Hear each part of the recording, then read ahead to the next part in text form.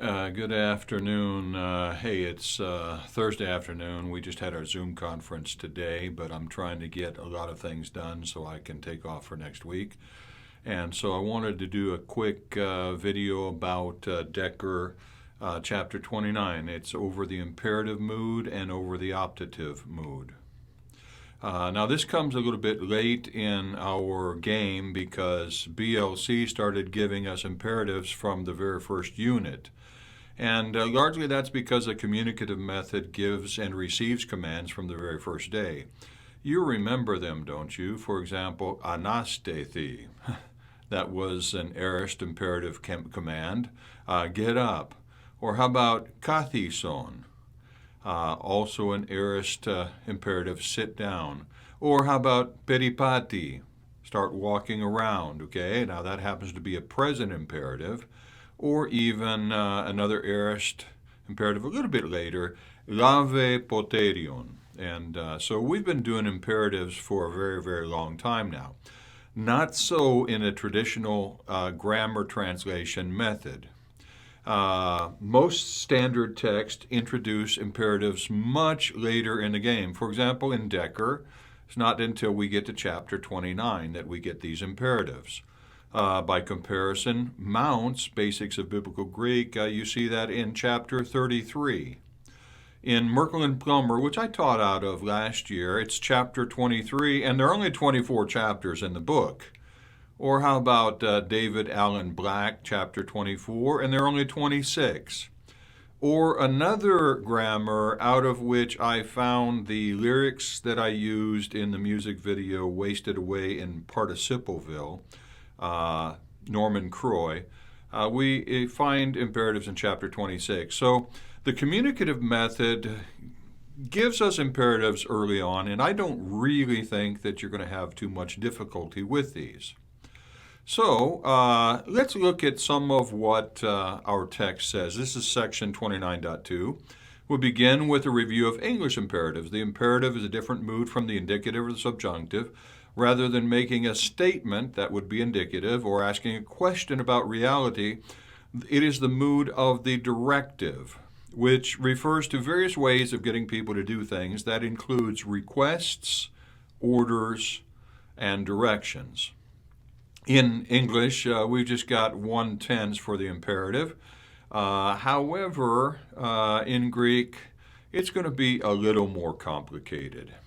So let's look at Greek imperatives, section 29.3.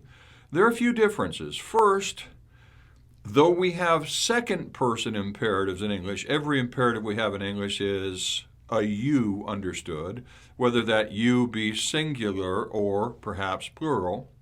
But in Greek, we have both second and third-person imperatives.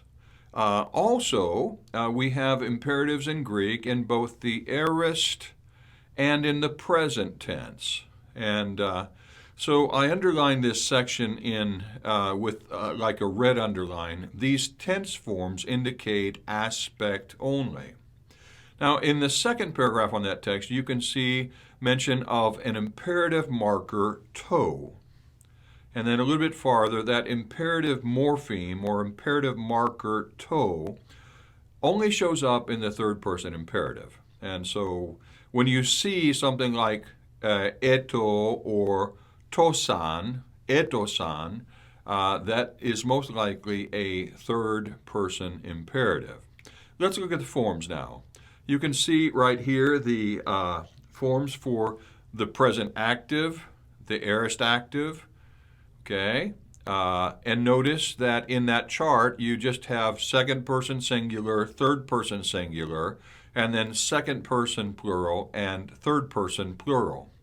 And then you also have the middle and the aorist. Now I'll just draw your attention to the aorist active second person singular. You see for the verb luo, it's luson.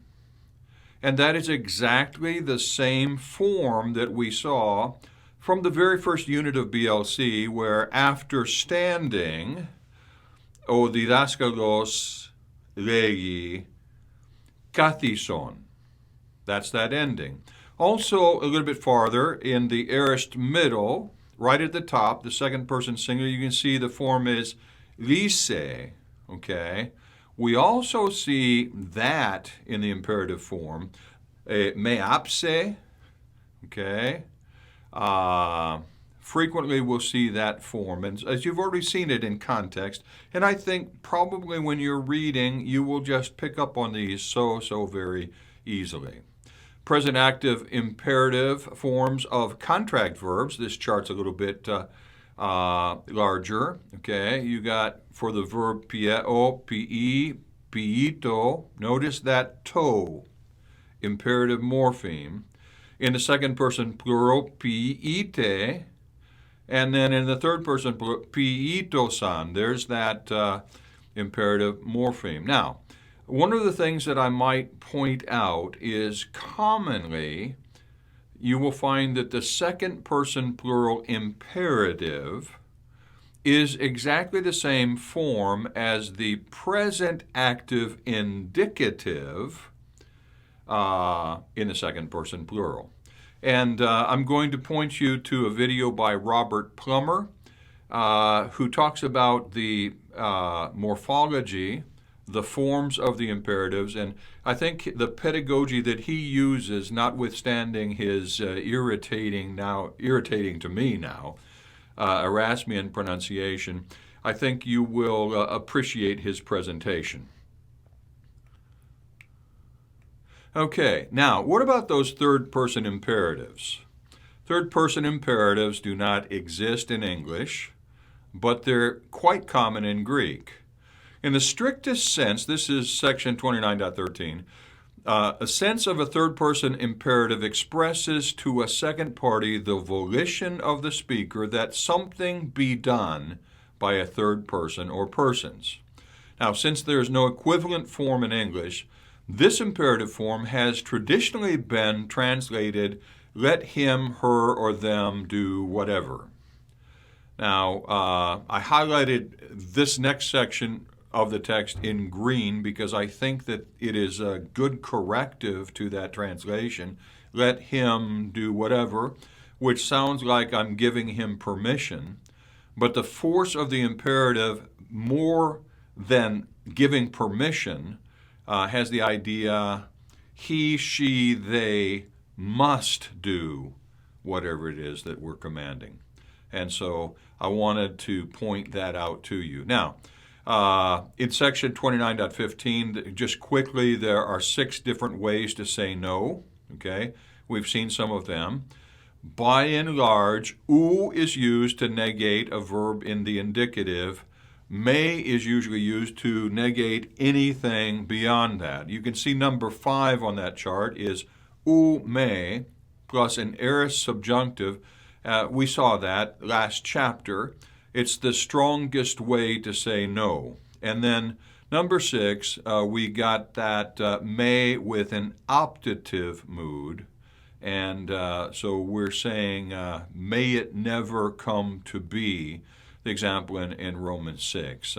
And of course, the King James Version translates that, what, shall we continue in sin so that grace may abound? And the King James says, God forbid. Kind of like, I like the for the me genito, I kind of like the idea, no, never, no way, no how, no time, it ain't happening. That's the force of that. Okay, so that leaves us with the optative mood, which that me genito is an example of. There are only 68 uses of the optative in the New Testament, and 17 of those happen to be that form. In the Koine period, largely the optative mood was being replaced by the subjunctive. So there has been a time where I have expressed that the optative mood is kind of like a subjunctive, but on steroids. And so a little bit more about that. Section 29.17, just as the indicative is the mood of reality, the subjunctive is the mood of potential, the optitude is the mood of wish. Now, in the example that you've got there, Luke 1:38, Mary is going to respond to the angel with that strange message that she is going to bear, the Son of God, the Messiah. She says, "Behold, the servant of the Lord, may it be." And that's that same word we see in Romans 6, genito.